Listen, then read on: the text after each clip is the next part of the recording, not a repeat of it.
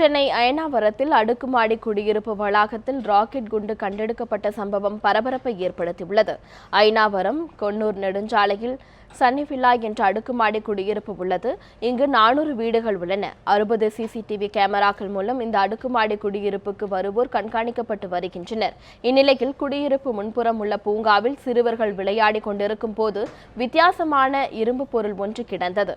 அதனை அவர்கள் குடியிருப்பு வளாக பாதுகாவலர்களிடம் கொடுத்தனர். இதனைத் தொடர்ந்து அந்த மர்ம பொருள் அயனாவரம் காவல் நிலையத்தில் ஒப்படைக்கப்பட்டன. விசாரணையில் அந்த மர்ம பொருள் ராக்கெட் குண்டு என்றும் ராணுவத்தில் பயன்படுத்தப்படும் ஆயுதம் என்றும் தெரியவந்துள்ளது. இந்த சம்பவம் தொடர்பாக வழக்கு பதிவு செய்த போலீசார் ராக்கெட் குண்டு குடியிருப்பு பகுதிகளுக்குள் வந்தது எப்படி என்றும் விசாரணை மேற்கொண்டு வருகின்றனர்.